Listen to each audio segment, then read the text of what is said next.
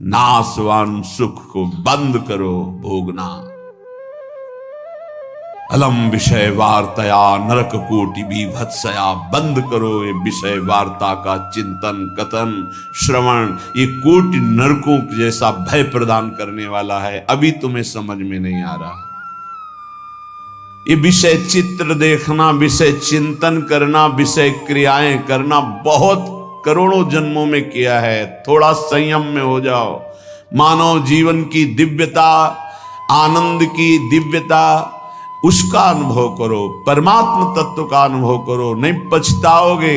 यहां से कुछ नहीं जाना। कह रहे हैं अलम छई सुखा प्रदैर युवती पुत्रादिकैर। ये बहुत बड़ा आकर्षण है हर हृदय में काम का। विपरीत शरीरों को भोगने की प्रबल इच्छा, यही हमारी दुर्गति कराती चली आई है। इसी का आकर्षण रोकना है। यदि हृदय में ये आकर्षण बना रहा, काम सुख के भोग के लिए विपरीत शरीरों के आकर्षण, शरीरों को भोग करके आनंद की अनुभूति करने की इच्छा, ये दुर्गति करा देती है। दुर्गति ये ऐसा दलदल है, इस दलदल में प्रथम बार जब से उतरे आज तक नहीं निकल पाए। धसता ही चला गया जो इस काम भोग रूपी दलदल में गिरा। इसलिए कह रहे अलम क्षयम सुख, नाशवान चिंता शोक प्रदान करने वाले इस सुखाकर्षण से बचो। जो शरीराकर्षण, इससे बचो, नष्ट हो जाओगे। तुम्हारे जीवनी शक्ति एक सीमित है। अभी यौवन अवस्था है, नष्ट कर लो, फिर किसी काम के नहीं रहोगे। ना भगवत चिंतन, ना शरीर चिंतन का रह जाएगा। केवल शोक चिंतन, चिंता, भय और केवल नाना प्रकार की भयावह कल्पनाएं। बस संयम से नहीं चलोगे, धर्म से नहीं चलोगे तो कोई सुख तुम्हें कभी सुख प्रदान ही नहीं कर पाएगा। धर्मात्मा पुरुष धर्म पूर्वक जब सुख का सेवन करता है तो सुख उसे विरति प्रदान करता है, वैराग्य प्रदान करता है, फिर वो अनुराग के मार्ग में चल पाता है। इसलिए कह रहे कि क्षयम नाशवान सुख है, अक्षय परमात्म सुख की तरफ बढ़ने के लिए तुम्हें मानव देह मिला था। लेकिन प्रदैर युवती, मुस्कुराहट, रूपाशक्ति, मृदु भाषण, नाना प्रकार की विलासिता, इसने तुम्हारे मन का अपहरण कर लिया है। बचाओ अपने मन को और मनमोहन की तरफ लगाओ, प्रभु की तरफ लगाओ। मान लो इन महापुरुषों की बात, आज तक कभी कोई तृप्त नहीं हुआ। कोई भी शरीर भोगों से अतृप्त होकर ही मरा और अगले जन्म फिर उन्हीं भोगों में लगा। बहुत सावधान। यदि बात समझ में आ जाएगी तो निहाल हो जाओगे, नहीं समझ में आएगी तो कभी पछताओगे इस बात को सोचकर। ये महापुरुषों के वचन है। धर्म पूर्वक भजन करते हुए यदि भोगों का सेवन करोगे तो वैराग्य हो जाएगा और भगवान के चरणों में अनुराग के मार्ग में चल पड़ोगे, गृहस्थ हो या विरक्त। अधर्म पूर्वक विषयों का सेवन करोगे, मलिन अंतःकरण, रागी अंतःकरण, हिंसक स्वभाव, क्रूर स्वभाव, ससुख वांछा, आसुरी स्वभाव वाला बन जाएगा, जीवन नष्ट हो जाएगा। श्रीपाद कह रहे हैं वित्तादिकैर, धन के द्वारा भोगों को संग्रह करके भोगने की इच्छा, ये महान पापाचरण कराती है।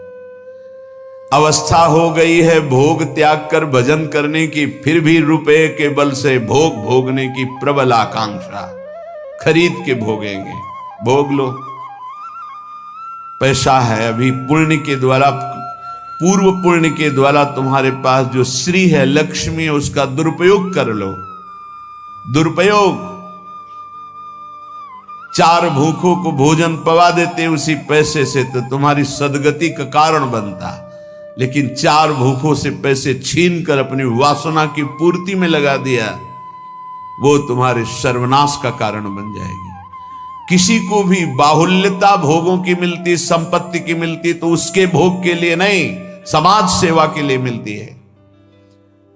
तुम्हारा जितना खर्चा है कम से कम खर्चा करके काम चलाओ, और तुम्हारे पास जो अधिक संपत्ति है वो दूसरों की सेवा में लगाओ, बीमार की सेवा में लगाओ, असहाय की सेवा में लगाओ, भूखों की सेवा में लगाओ, पशु पक्षियों की सेवा में लगाओ, तो धर्म बन जाएगा। और ये धर्मो रक्षति रक्षिता, ये दुर्गति से तुम्हारे धर्म रक्षा कर लेगा। लेकिन जिनके पास धन बढ़ता है उनके पास दोष बढ़ जाता है।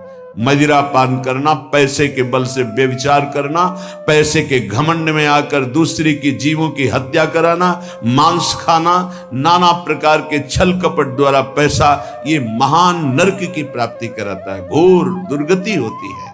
इसलिए कह रहे वित्ताधिक बचो, बचो, अधर्म के धन से बचो। ये बहुत प्यारा दिखाई देता है लेकिन तुम्हारा सर्वनाश कर देगा। अगर 1 रुपया धर्म का आ जाए तो बुद्धि भ्रष्ट होना शुरू हो जाती, फिर तुम बड़ी बड़ी संपत्तियां छल कपट से एकत्रित करोगे, तुम्हारी दुर्दशा क्या होगी। श्रीपाद कह रहे हैं विमुक्ति कथप याप्यलम मम नमो विकुंठ श्रेय। जो ऐसे आचरण करते हैं मुक्ति की चर्चा उनके लिए बेकार है। ममता रत सन ज्ञान कहानी, अति लोभी सन विरति बखानी, कामी समझिम हरि कथा, ऊसर बीज बय फल दशा। जैसे ऊसर भूमि में बीज फेंक दो बेकार चला जाएगा, ऐसे कामी पुरुष से भगवान के अनुराग की बात करो, ममता रत से ज्ञान की बातें करो, लोभी से वैराग्य की बातें करो, बोले सब बेकार हो जाती है। इसलिए बेकार हो जाती है कि उनके हृदय में इतनी मलिनता है को समझ ही नहीं पाएंगे। श्रीपाद कह रहे यद्यपि हम चर्चा कर रहे हैं कि अलम छई सुख प्रदैर युवती पुत्र वित्तादिकैर, पर फिर भी ये चर्चा बेकार है, क्योंकि ऐसे भोगी पुरुषों को चर्चा विमुक्ति की, मोक्ष की, परमार्थ पथ की समझ में ही नहीं आएगी। फिर भी हमारी प्रार्थना है कि आप समझने की चेष्टा करें। ये तुम्हारी संपत्ति, ऐश्वर्य, पुत्र, वित्त, स्त्री, परिवार, संबंधी, ये सब एक दिन तुम्हें छोड़ देंगे, तुम्हें अकेला यहां से जाना होगा। तुम्हारे पाप कमाए हुए और पुण्य कमाए हुए वही दोनों साथ जाएंगे। और यदि भजन कर लिया तो पाप पुण्य दोनों को विध्वंस करके वो भगवत प्राप्ति करा देंगे। शुभ अशुभ दुर्ग विध्वंस बल तब जयति जयति जग उच्चरे। जो श्रीधाम वृंदावन के प्रेम का पिपासु हो, वैकुंठ के भी वैभव की तरफ आंख उठा के नहीं देखता। कथयाप्यलम मम नमो विकुंठ श्रेय, नमस्कार है वैकुंठ को, लेकिन मुझे उसके श्रेय, उसके वैभव से कोई मतलब नहीं। परम तु ही भवे भवे भवतु वार्षभाण्यथ, वृषभानु की पुत्री श्री लाडली जू किशोरी जू, परंतु मेरा मन श्री किशोरी जू के चरणारविंद में, जहां ब्रजेंद्र नंदन श्री लालजू महाराज मुकुट झुकाए हुए हैं, रसघन मोहन मूर्तिम विचित्र केलि महोत्सवोल्लसितम, राधा चरण विलोडित रुचिर शिखंडम हरिम वंदे। मैं श्री किशोरी जू महारानी जू के चरणों की उपासना करता हूं, जिनके चरणों में ब्रजेंद्र नंदन मोर मुकुटधारी स्वयं लालजू महाराज सर झुकाए हुए हैं। वही वृंदावन मेरा जन्म जन्म की आकांक्षा है, वही मेरा सर्वस्व वृंदावन है, जहां मेरी प्यारी जू और प्यारे जू विराजमान हैं। मुझे नहीं चाहिए वैकुंठ न वैकुंठ का वैभव। अब भी समय है। उपासक यदि आर्त भाव से भगवान से प्रार्थना करे तो प्रार्थना से बहुत जल्दी परिवर्तन होता है। भगवान सत हैं, चिदानंद हैं, प्रेमानंद हैं, करुणामय हैं, और एक भगवान का नाम है भक्ता अनुग्रह कारिणो। जो उनसे प्रार्थना करता है उस पर अनुग्रह कर देते, लेकिन प्रार्थना वही सुनी जाती है जो आर्त भाव हृदय से होती है। सच्ची मानना, तुरंत परिवर्तन देखा गया है।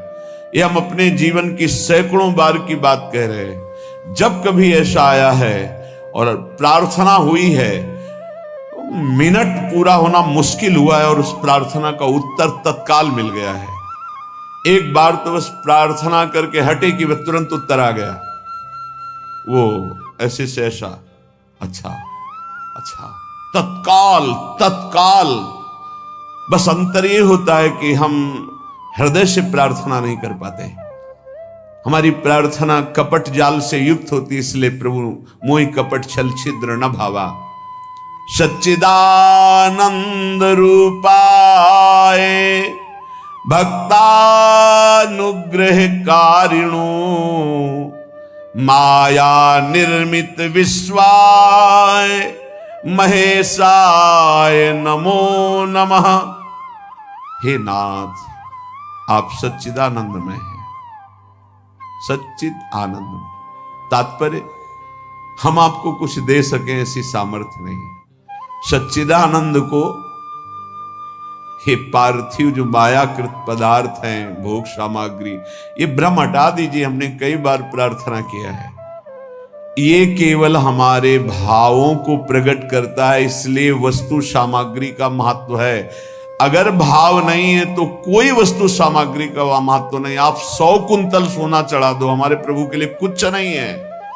कई बार आपको बताया है, समुद्र को रत्नगर्भा, पृथ्वी को रत्नगर्भा कहा गया है। ऐसे ऐसे पहाड़ हैं जो 4-4 लाख योजन के सोने के हैं, और वो सब मायाकृत है। आप देवलोक को जाइए, वहां स्वर्णिम भवन बने हुए हैं देव गंधर्व अप्सराओं के।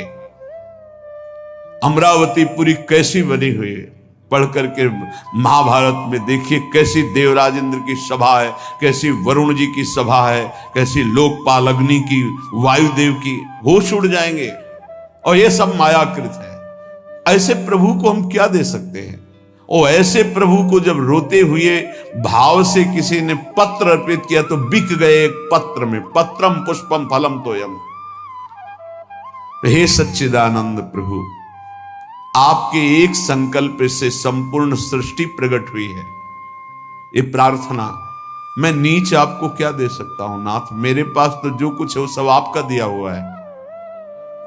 शब्दों को देखिएगा, हे नाथ, मेरे पास जो कुछ है वो तो आपका दिया हुआ है। आपके एक संकल्प से संपूर्ण सृष्टि हुई है।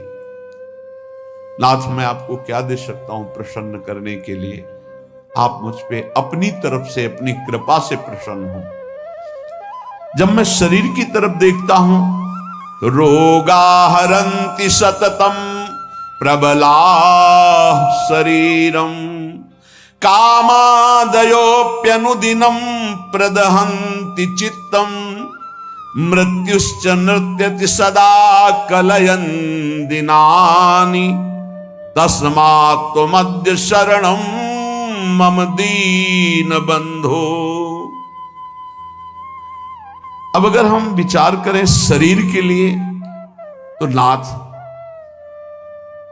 शरीर में कोई न कोई परेशानी बनी रहती। रोगाहरन्ति सततम प्रबला शरीरम, ये प्रबल रोग शरीर को छीन कर रहे हैं। High blood pressure, low blood pressure, sugar, ये वो। हम क्या आपसे वादा करें कि हम ऐसी साधना करेंगे कि आप प्रसन्न हो जाएंगे? पहली बात बाहरी वस्तुओं की। नाथ, आपने एक संकल्प में अनंत ब्रह्मांडों का सृजन किया। स्वामी, मेरे पास जो वस्तु आपकी दी हुई है, मैं किस वस्तु से आपको रिझा सकता हूं? नाथ, वो तो आपकी दी हुई है। रही शरीर की बात, तो रोगाहरन्ति सततम प्रबला शरीरम, प्रबल रोग हमारे शरीर की शक्ति को छीण कर रहे हैं। अंदर आए सूक्ष्म शरीर, तो कामादयोप्यनुदिनं प्रदहन्ति चित्तम, ये काम क्रोध लोभ मोह मद मत्सर इतना गंदा किए हैं अंदर कि हम कैसे आपको कहें कि हम अंदर से आपका ध्यान धर पाएंगे। कभी काम अपना प्रभाव दिखाता है, कभी क्रोध अपना प्रभाव, कभी लोभ, कभी मोह, कभी अहंकार, कभी ईर्ष्या। नाथ, बड़ा गंदा हृदय है। और पूरे जीवन की तरफ देखें, वादा करें कि आज संकल्प लेते हैं कि 5 वर्ष हम ऐसा करेंगे, तो 5 मिनट का भरोसा नहीं। मृत्युश्च नृत्यति सदा कलयन् दिनानि, नाच रही मृत्यु सिर पर, पता नहीं प्रभु कब हमारे शरीर का अंत हो जाए। इसलिए नाथ, मैं आज प्रार्थना करता हूं कि मेरे पास आपको प्रसन्न करने के लिए कुछ नहीं है। आपकी दी हुई भोग सामग्री और ये शरीर रोगों का घर, मन विकारों के द्वारा अपवित्र, और प्रभु पूरा जीवन मृत्यु के हवाले, किस समय मेरी मृत्यु हो जाए मुझे भरोसा नहीं, पता नहीं। नाथ तस्मात् त्वमद्य शरणम मम दीन बंधु, हे दीन बंधु अब एक ही उपाय, मैं आपकी शरण में हूं, आप मुझे अपने चरणों की शरण में रख लीजिए। हे प्रभु, वे देहो विनश्यति सदा परिणामशीलस्, चित्तम च खिद्यति सदा विषयानुरागी, बुद्धि सदा हि रमते विषयेषु नान्तस्, तस्मात् त्वमद्य शरणं मम दीन बंधु। बहुत सुंदर। नाथ, ये शरीर का प्रतिपल परिवर्तन हो रहा है। कभी घुटने के बल था, फिर किशोर अवस्था आई, फिर जवानी आई, फिर धीरे धीरे ढल रहा है। ये नाशवान शरीर नाश की तरफ जा रहा है और प्रभु मन प्रतिपल भोगों में लगा हुआ है, हमारा चित्त प्रतिपल भोगों में लगा हुआ है। ईमानदारी की बात देख लो, ये खाऊंगा, ये पीऊंगा, ये देखूंगा, ये भोगूंगा, ये भोगा, अब ये भोगूंगा, ऐसी ही गणित चलती रहती है अंदर। और मेरी बुद्धि बस एक ही बात, इस विषय को भोगने में ये सुख है निश्चय करती है, विषयों में सुख है। मारा गया प्रभु, मारा गया। कुछ भी ऐसा नहीं है जिस पर मैं टिक सकूं। शरीर टिक नहीं रहा क्योंकि नाशवान प्रतिक्षण नाश की तरफ जा रहा। मन प्रतिक्षण भोगों का चिंतन कर रहा। बुद्धि यही निश्चय करा रही कि भोगों में, रुपया में, घर में, मकान में, स्त्री में, पुत्र में, शरीर में, इन्हीं में सुख है। नाथ, कभी मैं आत्मा राम नहीं बन सका, अर्थात अपने स्वरूप को नहीं जाना कि मैं कौन हूं। इसलिए दीन बंधु अब आपकी शरण में हूं, बचा लीजिए मुझे। हे नाथ, मैं आपकी शरण में हूं। आयुर्विनश्यति यथा मघटस्तथोयम्, विद्युत प्रभेव चपलाबत यौवनश्री, वृद्धा प्रधावती यथा मृगराज पत्नी, तस्मात् त्वमद्य शरणं मम दीन बंधु। प्रभु, जैसे कच्चे घड़े के प्रभाव को जानो कि पानी डालते ही वो फैल जाता है, नष्ट हो जाता है। कच्चे घड़े में पानी नहीं टिकता। नाथ, इस तरह मेरा शरीर है, कच्चे घड़े की तरह, पता नहीं कब फूट जाए। जैसे पानी का बुलबुला बढ़िया दिखाई दे रहा है लेकिन किस क्षण फूट जाए उसका भरोसा नहीं, बिल्कुल ऐसे ही। विद्युत प्रभेव चपला बत यौवनश्री, ये जवानी, ये वैभव बिजली की तरह है। इसको भी देखा, बहुत चंद दिनों में नष्ट होते देखा। ये जो श्री अर्थात लक्ष्मी है, चपला है, इसे चंचला कहा गया है। ये किसी एक जेब में बराबर नहीं टिकेगी। वही रुपया लाखों लोग कह चुके हैं कि मेरा है और लाखों कहेंगे मेरा है, वो बदलता चला जाएगा, चपला है। आयुर्विनश्यति यथा मघटस्थ तोयम, विद्युत प्रभेव चपला बत यौवनश्री। ये जवानी, ये रुपया, ये भोग सामग्री, ये वाहवाही किसी की ब्याही हुई नहीं है। आज जवान हो, कल तुम्हारी दुर्दशा हो जाएगी। आज धनी हो, कल मांग करके तुम्हें खाने की भी हिम्मत नहीं रहेगी, ऐसी स्थिति आ जाएगी। बहुत होश में। वृद्धा प्रधावती यथा मृगराज पत्नी, जैसे सिंहनी खाने को तैयार है, ऐसे रोग युक्त वृद्धावस्था तुम्हारा इंतजार कर रही। जब धक्का लगा के घर से बाहर कर दिए जाओगे, कर्म के परिणाम में कुछ भी तुम्हारा नहीं, कोई भी तुम्हारा नहीं। ऐसे कितने उदाहरण हैं। इसलिए अभी दीन बंधु प्रभु के नाम जपने का अवसर जप लो। अभी प्रभु की शरण में हो जाओ, तुम्हारा मंगल हो जाएगा। इस पर भरोसा मत करो। जब घटनाएं सुनते हैं तो लगता है कि लोगों को सीख लेनी चाहिए। अपने पुत्र को 10,000 करोड़ की संपत्ति कमा के दी, उसी पुत्र ने धक्का मार के बाहर कर दिया और रोता घूम रहा है कि हमें अपने घर में रख ले। ए भाई, हरिशरणम अगर ये जीवन में नहीं है तो तुम्हारा सब जीवन व्यर्थ चला जाएगा। आयाद व्ययो मम भवत्यधिको अविनीते कामादयो हि बलिनो निबला समाद्या मृत्युर्यदा तुदति मां बत किं बदेयम्। हे प्रभु, ये जो रुपए की आय है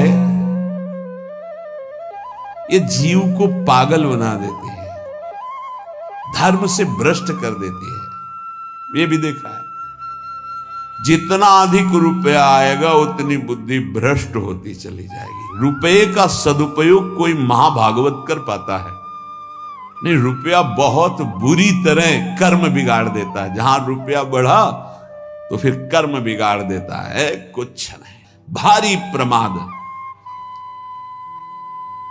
ये जो आप लोग बैठकर सत्संग सुन रहे हैं, बड़ी भगवत कृपा है जो आप यहां आकर के सत्संग सुन रहे हैं, भगवत कृपा। संसारियों को भगवत चर्चा सुनने की ना प्रेरणा होती है, ना इच्छा होती है, ना समय दिया जाता है। और जिसे सत्संग नहीं मिला जीवन में, उसका जीवन कूड़ा बना रहता है। गंदे आचरण, गंदा खाना पीना, गंदा व्यवहार। भगवत प्राप्ति करना है, भजन करना है, ऐसा कहीं चिंतन ही नहीं है, कहीं चिंतन नहीं। बस कमाना, ये सत्य है संसार, ऐसा भाव, कमाना है, मकान बढ़िया बन जाए, रुपया बैंक बैलेंस हो, अमुक कार्य सोचते सोचते मर गया, फिर अगला जन्म हुआ, फिर यही सोच, कब तक चलता रहेगा। आयाद व्ययो मम भवत्यधिको विनीते। और जब आय अधिक होने लगती है और बुद्धि ब्रविचारी हो जाती है, धर्म से अधर्म की तरफ जाने लगती है, तो फिर उसका व्यय गंदे तरीके से होता है, गंदे तरीके से। जो धर्मात्मा पुरुष होते हैं उनका धन बहुत अच्छी तरीके से, सो धन धन्य प्रथम गति जाकी। क्या? अस्पताल खुलवा दिया निशुल्क, बढ़िया दवा, बढ़िया डॉक्टर, और जो असहाय गरीब है फ्री दवा उनकी, भोजनालय निशुल्क, किसी भी तरह का कोई छल कपट नहीं, जो रूखा सूखा सब फ्री पवार। ये धन का सदुपयोग। गौ सेवा, लाखों गौओं का, पशु पक्षियों का पोषण हो रहा है। ये विद्यालय खुलवा दिया, निशुल्क विद्यालय, फीस डॉक्टरों की, मास्टरों की, जो भी जैसे, वो सब अलग अपनी तरफ से। औषधालय, विद्यालय, ये सब वो धर्मात्मा पुरुष का ऐसे खर्चा होता है। अधर्मी का खूब शराब पी रहे हैं, व्यभिचार कर रहे हैं, कितने रुपए लगे आज के नाच में, इतने लगे पार्टी में। अस्पताल खुलवा देते तो पूरे तुम्हारा परिवार का कल्याण हो जाता, कितना लाभ मिलता। जो धनाभिमानी हैं उनके द्वारा धन का सदुपयोग नहीं होता, जो भगवत चरणारविंद के आश्रित है उनका सदुपयोग होता है। बोले प्रभु, अधिक आय होने पर धन का व्यय गलत तरीके से होने लगता है। नाथ, उसका प्रभाव यह हुआ कि काम आदि दोष बहुत बढ़ जाते हैं, बहुत बढ़ जाते हैं। कामादयो ही बलिनो निवला समाद्या, इतना निर्बल कर देता है कि वो बुद्धि से निश्चय ही नहीं कर पाता कि ऐसा करना चाहिए कि नहीं, वो ना करने योग्य व्यभिचार करता है। कामाद्या ही बलिनो निवला समाद्या मृत्युर्यदा तुदति माम बत किम बदेयम। क्या कहूं प्रभु, इतना निर्बल कर दिया काम ने कि अब अपने को रोक नहीं पाता हो। अब तो मृत्यु का दंड मिलेगा और नरक की दुर्गति भोगनी पड़ेगी। नाथ, अब तो आप संभाल लीजिए, आपकी मैं शरण में हूं। एक ही उपाय है, तस्मात्। अब एक उपाय है, आपकी शरण में हूं दीन बंधु, आप स्वीकार कर लो। दीन बंधु, हे भगवान, तप्तं तपो नहि कदापि मयेह तन्वा वाण्या तथा नहि कदापि तपश्च तप्तम् मिथ्या विभाषण परेण न मानसं हि तस्मात् त्वमद्य शरणं मम दीन बंधु। प्रभु कभी किसी तीर्थ में जाके कष्ट रूपी तपस्या नहीं की। करना चाहिए हर गृहस्थ को, विरक्त को भी। आप गृहस्थ हैं, वृंदावन धाम आए, एक दिन तो उपवास कीजिए, पानी पी के रहिए, चाहे जितने करोड़पति हों। अगर लाभ लेना है तो बात हमारी प्रार्थना मान लीजिए। एक दिन में मर नहीं जाओगे। एक दिन उपवास करो, 3-4 दिन के लिए वृंदावन आए हो तो 24 घंटे केवल पानी पी के रहो। नहीं ऐसी स्थिति है कि महीनों पानी नहीं जाएगा मुख में। बात मान लो, तुम्हारे कर्म भस्म हो जाएंगे जो अशुभ कर्म करते हो। वृंदावन आओ, हरिद्वार जाओ, काशी जाओ, तीर्थ यातन करो, करो अवश्य करो, जिससे तुम्हारी मलिनताएं नष्ट होंगी। लेकिन होटलबाजी मत करो, तीर्थों में जाकर के पिकनिक मत मनाओ, गंदे आचरण मत करो तीर्थों में। नहीं, पुरखा भी जो तुम्हारे कुछ ऊंचे होंगे ना, वो नरक चले जाएंगे। 21 पीढ़ियां तरती तो 21 पीढ़ियां नरक भी जाती है। तीर्थ याटन करने का लाभ वही ले पाता है जो तीर्थों में जाके तप करता है, कष्ट सहता है। एक दिन जल से व्यतीत करो, दूसरे दिन फलाहार करो, तीसरे दिन थोड़ा अन्न ले लो। कोई अपराध न बनने पावे, बचा के अपने पुण्य निकल जाओ। कोई दोष दर्शन न करो, किसी की निंदा न करो, कोई पापाचरण न करो। तीर्थ आए हो, किसी को जब तक साधु संग नहीं मिलता तो तीर्थों का भी लाभ नहीं ले पाते। वृंदावन धाम आए, मुख में मसाला खाए, 25 से थूक दिया, वैष्णव आ रहा जब करते, और उसके पैर में पड़ा, सारे सुकृत उस थूकने वाले के नष्ट हो गए। दोना में चाट खाई, परिक्रमा मार्ग में फेंक दिया। उनको क्या पता है कि कहां क्या है। दीवाल में ऊपर लिखा है राधा, और वहीं खड़े लोग संग, तुम्हारे पुरखा भी सुकृतहीन हो जाएंगे जो तुम आचरण कर रहे हो, क्योंकि तुम्हारे भाव का संबंध है वहां से। बहुत सावधान। तीर्थों में लाभ तभी ले सकते हो, लघु शंका बहुत देख के, कहां करनी, थूकना बहुत देख के। तीर्थों में जाए, पक्का एक दिन उपवास करे, एक दिन फलाहार करे, एक दिन थोड़ा सा अन्न, और वो भी पवित्र अन्न। ऐसा नहीं कि आदेश कर दिया, खूब छौंक बघार के प्याज लहसुन हो, ये वो, तीर्थ याटन करने गए हो। ऐसे थोड़ी जाया जाता है तीर्थ याटन। मनोरंजन के लिए मत जाना कभी हरिद्वार, ऋषिकेश, काशी और वृंदावन। मनोरंजन के लिए मत आना। अगर मनोरंजन के लिए आए हुए हो तो जितने सुकृत हैं सब नष्ट हो जाएंगे। यहाँ का होटल लिया और वही सब करते हैं जो बंबई कलकत्ता में करते हैं। बंबई कलकत्ता नहीं है, ये नित्य विहार स्थली प्रिया प्रीतम के। एक सुकृत करोड़ों सुकृत के बराबर, और एक पाप करोड़ों पाप से भी भारी पड़ेगा यहाँ। इसलिए होश में तो कह रहे प्रभु, तप्तम तपो नहीं कदापि मयेह तन्वा। इस शरीर को कभी तपस्या के द्वारा कष्ट नहीं दिया, तीर्थों में जाके देना चाहिए कष्ट। माघ में देखो ना, बड़े बड़े सुकृतशाली वहां जाते हैं, पांडाल खोलते, संत महात्माओं का वास कराते, भोजन कराते और 3 बार नहाते हैं। माह महीने में गंगा जी का नहाना भारी तपस्या है। ऐसे एक डुबकी लगाओ तो लगता है सर है कि नहीं है, कुछ पता ही नहीं चलता, इतना ठंडा चल रही वायु। हाँ, गीजर में नहाने वाले गंगा जी में कब डुबकी मार पाएंगे। तो तीर्थों में जाते 8 बजे वहां से उठे हो, गीजर से नहा धो के पान वान खा के बाहर। ऐसे तीर्थ नहीं होते। 3 बजे तड़के जाओ, गंगा स्नान करो, बैठो भजन में, माला चलाओ। 3 दिन 4 दिन जो वृंदावन वास, तीर्थराज, प्रयागवास, काशीवास, ये कठोर तप पूर्वक किया जाता है। पर प्रभु कभी ऐसा नहीं हुआ। दीन बंधु, और वाण्या तथा नहीं कदापि तपश्च तप्तम। वाणी का कभी तप नहीं किया। शरीर का ये तप है तीर्थ याग, और वाणी का तप 2 घंटे 3 घंटे बैठ गए, खूब नाम कीर्तन किया, राधा राधा राधा। नाम कीर्तन में मन बड़े पुण्यात्मा पुरुष का लगता है। और नाम संकीर्तनम यस्य सर्व पाप प्रणाशनम समस्त पापों को विध्वंस कर देता है नाम कीर्तन। तो वाण्या तथा नहीं कदापि तपश्च तप्तम, नाथ कभी शरीर से तो तप तीर्थों में किया नहीं, वाणी से कभी नाम कीर्तन का तप नहीं किया।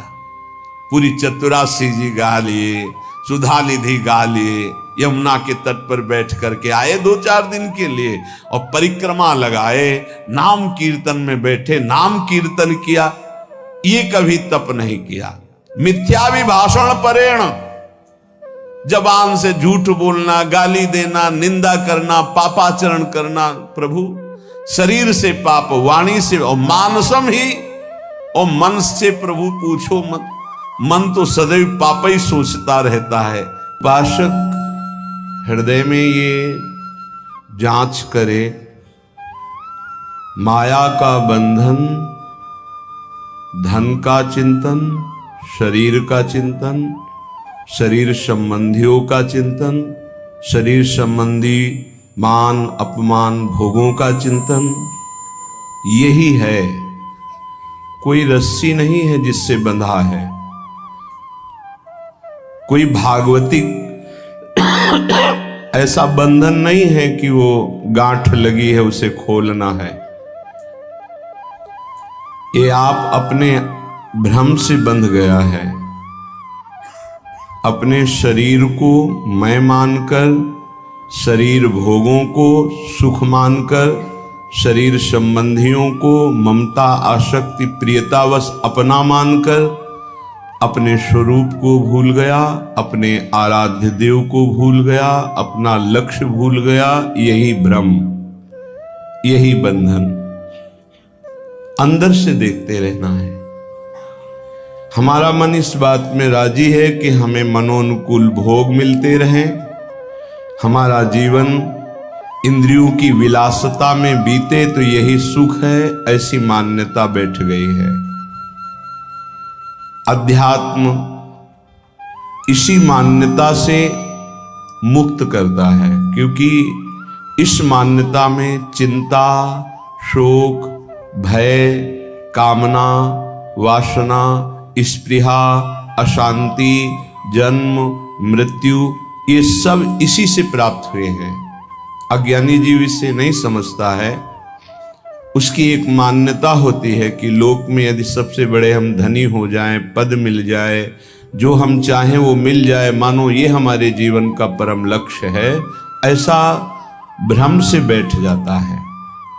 बड़े कृपा पात्र हैं जिनको ये बात समझ में आने लगी कि प्रभु का नाम जपना, प्रभु के लीला गुणों का श्रवण करना और जितने भी कर्म हैं वो प्रभु को समर्पित करना, जीने के लिए धर्म पूर्वक धन कमाना, लेकिन जीवन का लक्ष्य भगवत प्राप्ति करना, ये जिनकी समझ में आ गया वो धन्य हो गए।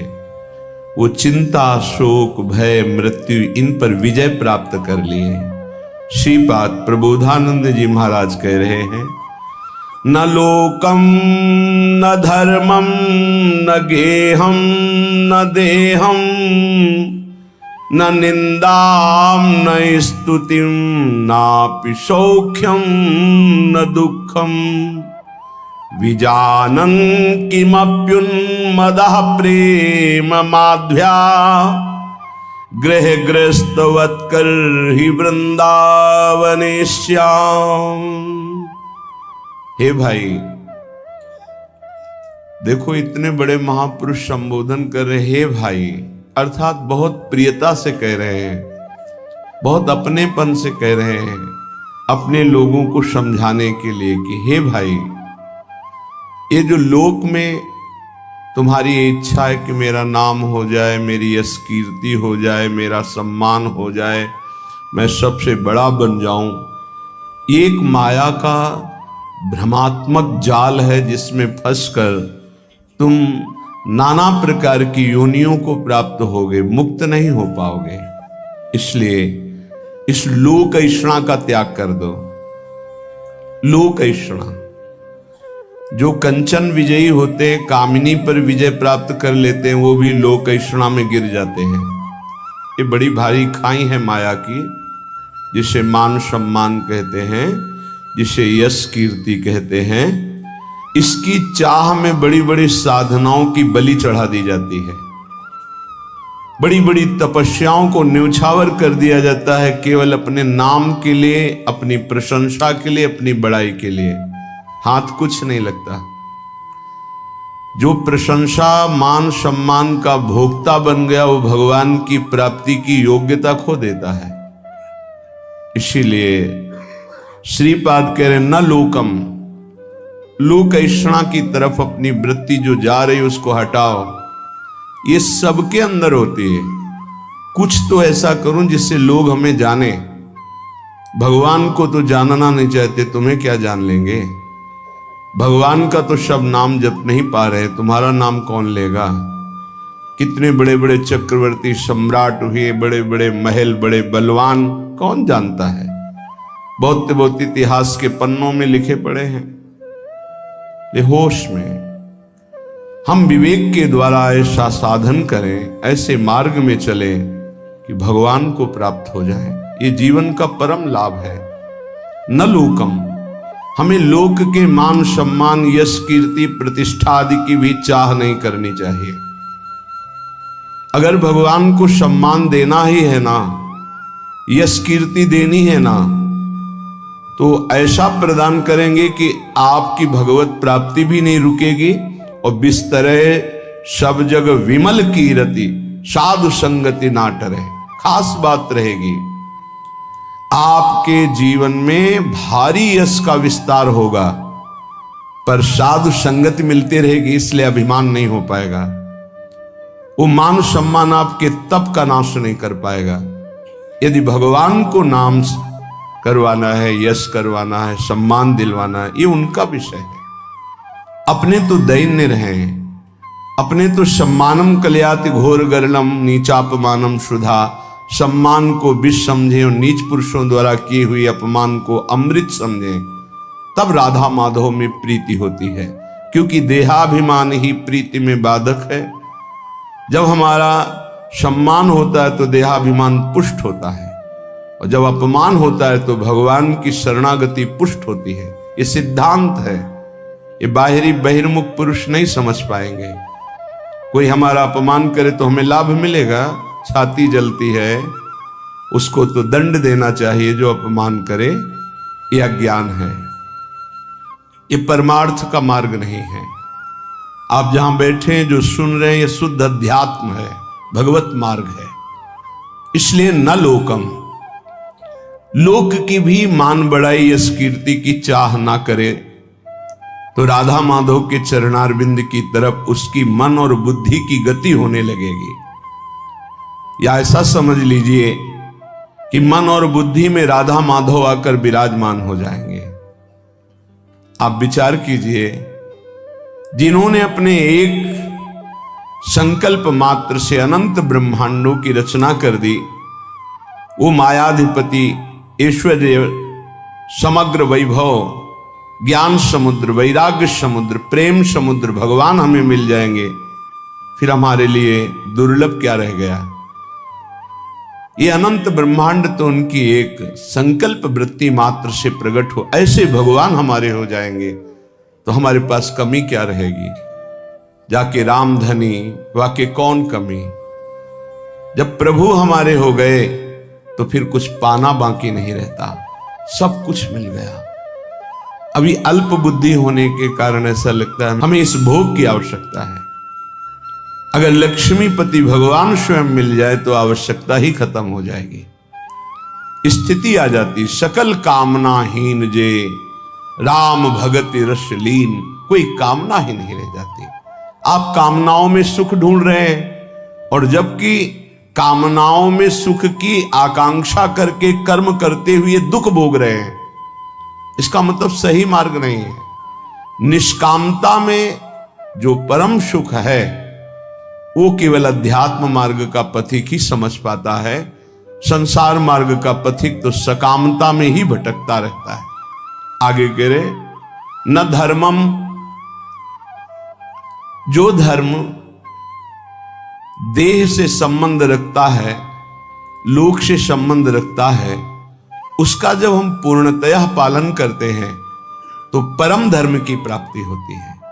परम धर्म त्यज लोक धर्मान, लोक धर्मों का त्याग करने पर परम धर्म की पूर्ति होती है। सावै पुंसाम परो धर्मो यतो भक्ति अधोक्षजे, भगवान श्री हरि में प्रेम लक्षणा भक्ति हो जाना ये परम धर्म है, और लोक धर्म का ठीक निर्वाह करने का फल है परम धर्म, प्रभु के चरणों में भक्ति हो जाना। नहीं तो आपसे सच्ची कहते हैं, ये देहाभिमान बड़े बड़ों में झलकता रहता है। मैं अमुक, मैं अमुक, मैं अमुक, मैं अमुक, दूसरे की निंदा, अपने मुख से प्रशंसा, जो अध्यात्म के बिल्कुल विरुद्ध है, वो बना रहता है। बड़ा ज्ञान है शास्त्रों का, पर जब वाणी खुलेगी तो किसी न किसी की निंदा होते पाया गया। वो तो अमुक जाति के थे, वो अमुक अमुक ऐसे ऐसे। अरे जो सत्य वस्तु है उसको क्यों नहीं जाना जा रहा? एक ही सच्चिदानंद भगवान अपने स्वरूप का विस्तार किए हुए हैं, वही है, दूसरा कोई नहीं है। मत्ता परतरम नान्यत किंचिदस्ति धनंजय, गीता जी कह रहे हैं, भगवान श्री कृष्णचंद्र जी के वचन हैं, मेरे सिवा हे अर्जुन किंचन मात्र कोई वस्तु नहीं। फिर किसकी निंदा की जा रही है? लोक धर्म की महत्ता है परम धर्म की प्राप्ति में। यदि लोक धर्म का पालन कर रहे हैं, परम धर्म की प्राप्ति नहीं हुई, तो सो सब धर्म करम जरि जाऊ, जहां न राम पद पंकज भाऊ। वो सब धर्म कर्म में आग लग जाए जिससे भगवान के चरणों में प्रीति न उत्पन्न हो पावे। क्या उस धर्म कर्म का जो प्रेम न प्रकाशित कर दिया? जिससे प्रेम प्रकाशित हो वही धर्म है। इसलिए कह रहे कि इस लोक धर्म में ज्यादा अर्झो मत। क्या लोक धर्म है? मैं अमुक जाति का हूं, मैं किसी का पति हूं, किसी का पुत्र हूं, किसी का पिता हूं, किसी का अमुक अमुक अमुक, ठीक है। इन धर्म का पालन करो भगवत भाव से और भागवत धर्म में स्थित हो जाओ, यही इसकी मानता है। अगर केवल इतना ही करते रहे, प्रभु के चरणों में प्रीति नहीं, तो विश्वास कीजिए आपके हाथ में जो सत्य वस्तु प्राप्त करने के लिए मानव देह लगी थी, कुछ नहीं लगेगा। ये बहुत बार पति पुत्र परिवार ये सब खेल लाखों करोड़ों बार हो चुके हैं। हाथ आज क्या लगा है आपके? फिर वही नई सृष्टि, नया पढ़ाई, नई नौकरी, नई बैंक बैलेंस, फिर मरो, फिर नया वही। कब तक चलता रहेगा? इसलिए न धर्मम, हम ऐसे धर्म को बराबर जीवन में पालन करें जिससे परम धर्म प्रकट हो। वो धर्म किस काम का जो परम धर्म से वंचित कर दे। इसलिए पति में भगवत भावना, पत्नी में भगवत भावना, पुत्र में भगवत भावना, माता पिता में भगवत भावना, अब ये आपको भागवत धर्म में स्थित कर देगा। मोह से तो सब कोई अपने परिवार में आसक्त है, भगवत भाव से तब बात बनती है। श्रीपाद कह रहे, न गे हम, घर में विशेष आसक्ति मत करो। घर में श्री ठाकुर जी विराजमान कर लो, घर को ठाकुर जी का महल समझो, आप अपने को सेवक समझो, परिवार वालों को ठाकुर जी के जन समझो। नाथ सकल संपदा तुम्हारी, मैं सेवक समेत सुत नारी। तुम्हारा घर ही तीर्थ हो गया, तुम्हारा घर ही भगवान का मंदिर बन गया। जो रसोई में बने सबसे पहले ठाकुर जी को अर्पित करो। देखो तुम्हारा जीवन कितना उन्नति में, कितना शांत, कितना सुखद जीवन हो जाएगा। पापाचरण ही अशांति दुख क्लेश देते हैं, धर्माचरण ही सुख शांति देता है। कभी कभी भ्रम हो जाता है, धर्माचरण करने वाले में बड़ी दुख विपत्ति देखी जाती है और पापाचरण करने वाले में बड़ी उन्नति देखी जाती है। तो इसका आंतरिक रहस्य है कि अभी ये धर्माचरण कर रहा है, पीछे उसने जो पापाचरण किए हैं उनका फल लागू हो चुका है उसके ऊपर, इसलिए धर्माचरण करते हुए वो दुख भोग रहा है। और जहां दुख पापाचरण द्वारा प्रदत्त खत्म हुआ और इसके धर्म का प्रभाव आएगा, ये चमक उठेगा, इसका जीवन आनंदमय हो जाएगा।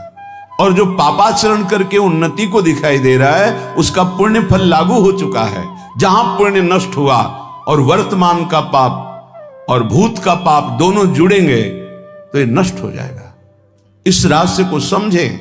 इसको ऐसा ना माने कि पापात्माजन बड़ी उन्नति को प्राप्त होते हैं, पुण्यात्माजन दुख को भोगते हैं। ऐसा सिद्धांत नहीं है। उसके रहस्य को ना जानने के कारण अज्ञानी जन ऐसा कहते हैं। श्रीपाद कह रहे गृह में भी आसक्ति मत हो।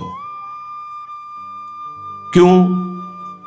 घर में आसक्ति अगर कर लोगे, ऐसी आसक्ति सुनी जाती, अरे हमने इतनी मेहनत करके एक घर बनाया, अब तो एक एक दीवाल की ईंट में हमारी आसक्ति है, तो छिपकली बनकर उसी में आओगे, उसी घर में रेंगोगे। अरे भाई, जब ये घर अपना नहीं है, पांच भौतिक, ये छूट जाता है, इसको आग लगा दी जाती है, तो और कौन सा घर अपने साथ चलेगा। इसलिए जैसे हम रह रहे हैं, घर ठाकुर जी का है, सेवक हैं, अपना समय व्यतीत कर रहे हैं, भगवत प्राप्ति के लिए मानव देह मिला है तो धर्म पूर्वक आचरण करते, नाम जप करते, धर्म पूर्वक धन कमाते, परिवार रूपी भगवान की सेवा करते, घर में भगवान विराजमान, मकान भगवान का। जैसे भक्तजन अपने मकान का नाम प्रिया कुंज, श्यामा कुंज, ये प्रियाजू का कुंज है, ये श्यामाजू का है, हम तो सेवक हैं। तो घर की अहम वृत्ति, मम वृत्ति का नाश हो गया। एक एक बात को समझ जाओगे तो भगवत प्राप्ति बहुत सरल हो जाएगी। न लोकम, न धर्मम, न गेहम और न देहम। ये शरीर जिसको हम इतना प्यार करते हैं कि मैं मानते हैं, ये केवल क्लेश ही क्लेश दे रहा है। यदि भजन ना हुआ तो इसका कोई महत्व नहीं। कहां गई हमारी वो बाल्यावस्था, कहां गई हमारी यौवन अवस्था। नाना प्रकार से इसको दुलार किया, इसको प्यार किया, इसको मैं माना, और ये दुख ही दुख दे रहा है, प्रतिक्षण क्षीण हो रहा है। ये नष्ट हो जाएगा। आज दिखाई दे रहा है चलता फिरता बोलता, कल इसका अस्तित्व ही नहीं रहेगा, मिट्टी में मिल जाएगा। इसलिए इस देह का अभिमान मत करो। ये देह तुम्हारा अविनाशी नहीं है, कुछ समय का है। बहुत होश में, बहुत होश में।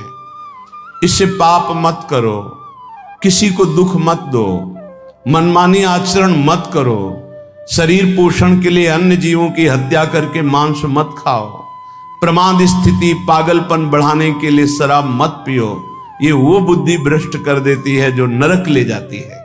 पराई माता बहनों की तरफ गंदी दृष्टि, पापात्मा का भाव मत करो। ये मनुष्य देह केवल पवित्र आचरण करके, धर्माचरण करके भगवत प्राप्ति के लिए मिला है सबको। इसमें ऐसा नहीं कि अमुक प्राप्ति नहीं कर सकता, नहीं।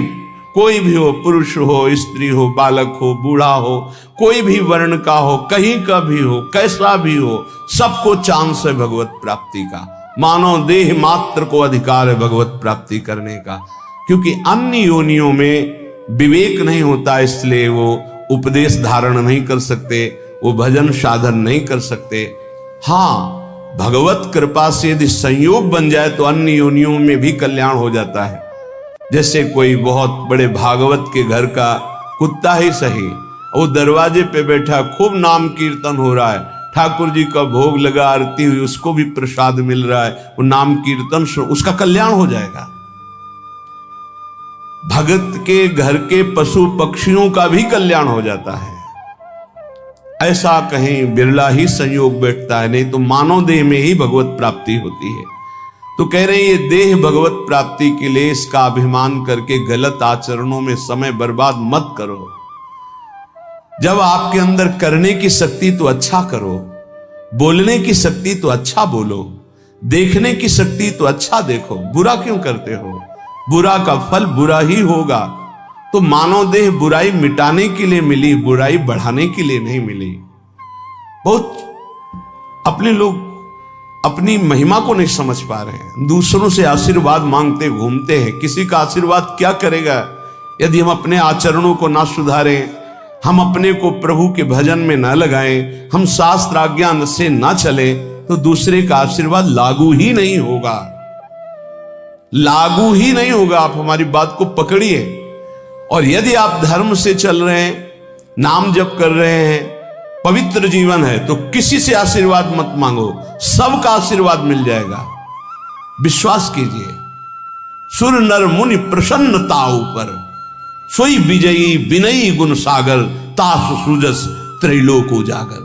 जितने सुर नर मुनि सब उस पर कृपा करेंगे जो धर्म से चलता है, जो भगवान नाम जप करता है।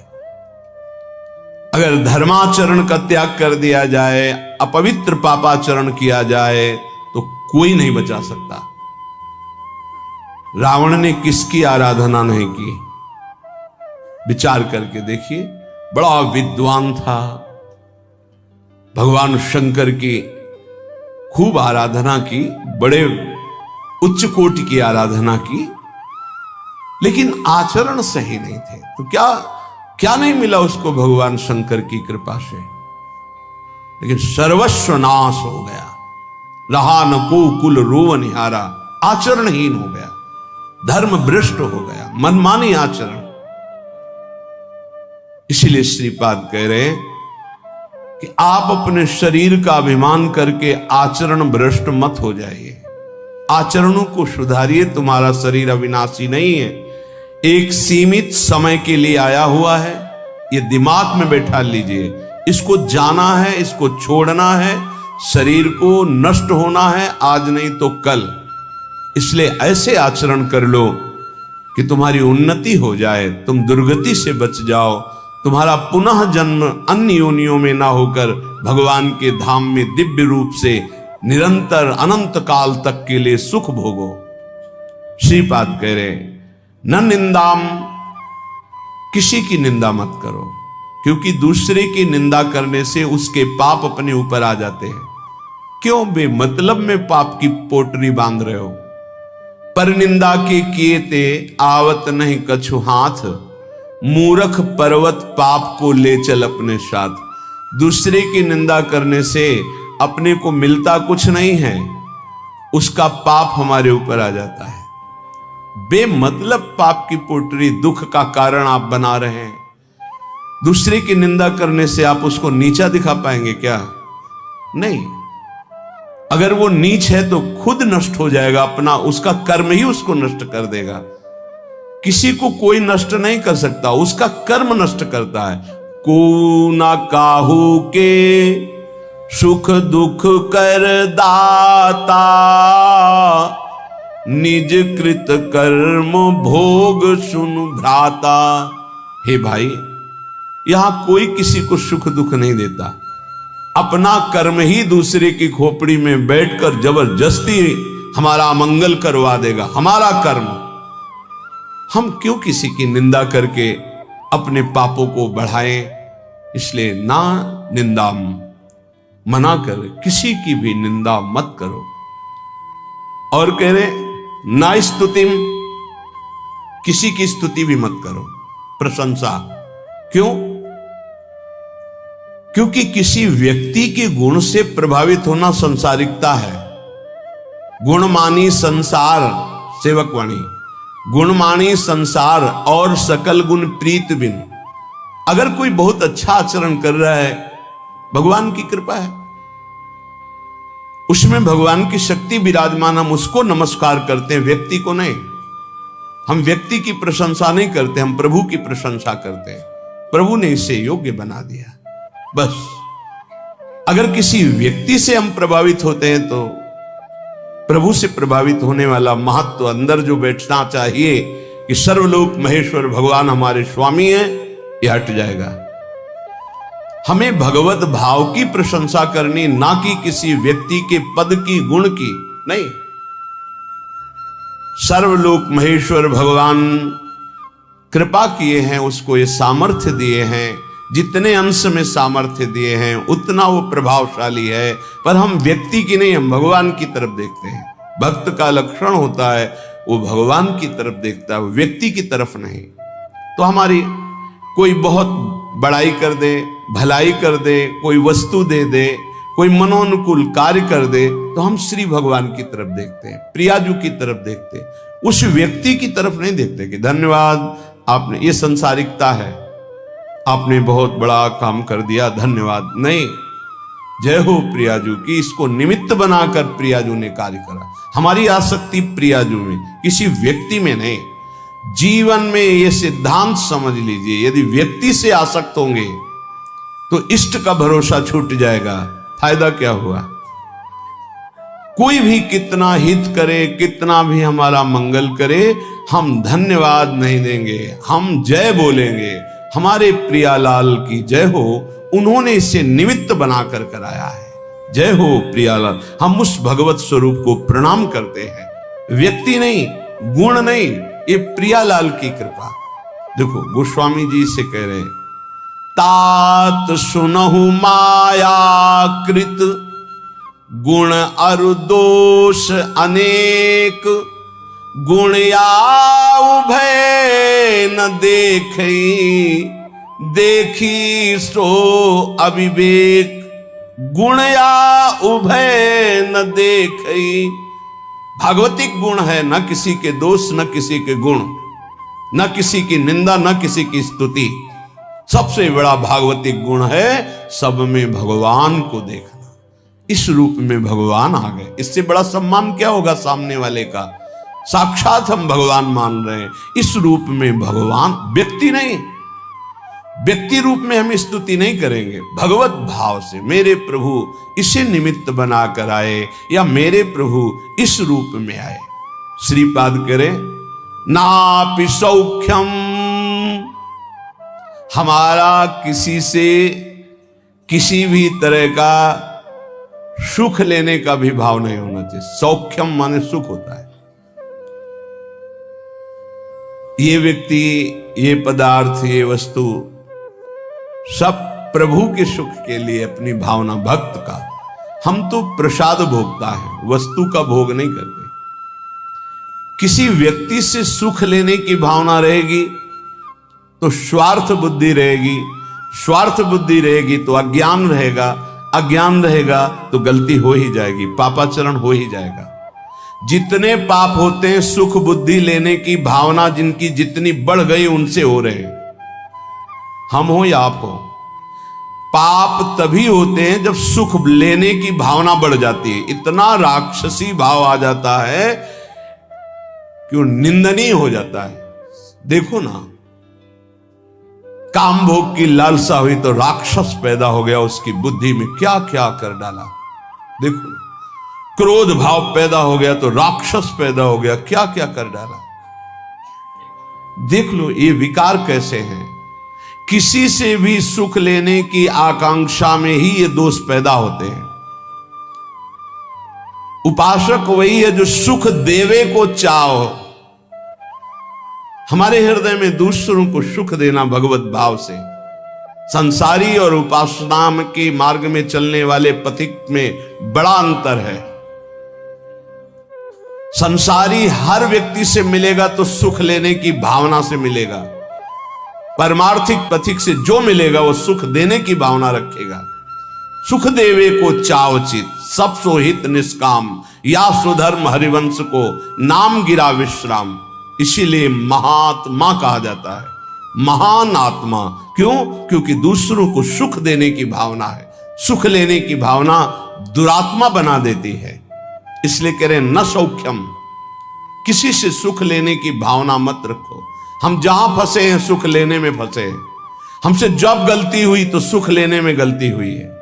हमारी जब दुर्गति का कारण बना है तो सुख लेने का हुआ है। जहां बंधन हुआ है सुख लेने से हुआ है। और न दुखम, बहुत सुंदर सिद्धांत का वर्णन है। अब कह रहे हैं कि हमें दुख में भी स्वीकृति नहीं करनी। ये अंतर की बात है। हमारे कर्म के अनुसार दुख आया है तो हमें यह स्वीकृति नहीं कि इस व्यक्ति ने दुख दिया है।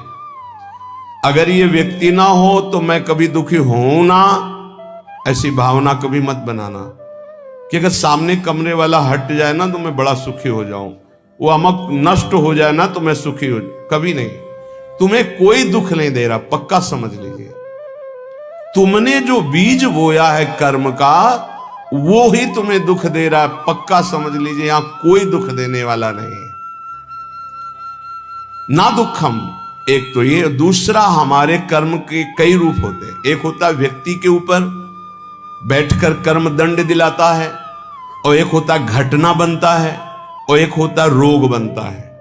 शरीर में विविध प्रकार की आदि व्याधियां, तो हमको विचलित नहीं होना है। यदि आप भक्त हैं, उपासक हैं, आध्यात्मिक मार्ग के पथिक हैं, तो धैर्य रखिए। नाम जप से बहुत बड़ा बल मिलता है। सत्संग से हमारे अंदर विवेक जागृत होता है, सहने की सामर्थ्य आती है। बड़े से बड़े दुख को आनंद पूर्वक उपासक सह सकता है, विषयी भोगी पुरुष नहीं, संसारिक पुरुष नहीं।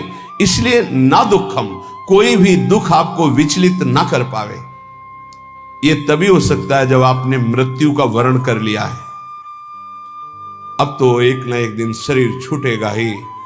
भजन नहीं छोड़ेंगे, सतमार्ग नहीं छोड़ेंगे। मृत्यु से बड़ा कोई दुख नहीं है, उसे हम पहले स्वीकार कर चुके हैं, तब इस मार्ग में चला जाता है। नारायण अति कठिन है, हरि मिलन की बाट, या में पग पीछे धरे प्रथम शीश दे काट। शीश काट का मतलब अपने अस्तित्व को आराध्य देव में समर्पित कर देना। अब जोई जोई प्यारो करे, सोई मोई भावे, तो दुख किस बात का। देखो, प्रवचन कर लेना सरल है, प्रवचन सुन लेना सरल है, लेकिन जब ये बातें जीवन में आती हैं उस समय अपने को बचा ले। यही आध्यात्मिक साधक की पहचान है। अनुकूलता होती तो बड़ी कृपा भगवान की, और जब प्रतिकूलता रंग लाती है उस समय बोलो कि बड़ी कृपा हरि की। तुम्हारा प्रियजन पधार गया और बोलो हाथ उठा के, बड़ी कृपा हरि की। तुम्हारा प्रिय शरीर असाध्य रोग से ग्रसित हो गया, बोलो अब बड़ी हरि कृपा। तुम्हारे मनोवांछित जितनी वस्तुएं उन सब विध्वंस हो गई, अब बोलो हाथ उठा के, बड़ी हरि की कृपा। तब समझा जाएगा महाभागवत हो, भक्त हो, बड़ी हरि की कृपा, और वास्तविक बड़ी हरि की कृपा। पर बोल सकता है वही जिसका अस्तित्व भगवान में समर्पित है। अगर अस्तित्व देहाभिमान में है तो बोल ही नहीं सकता।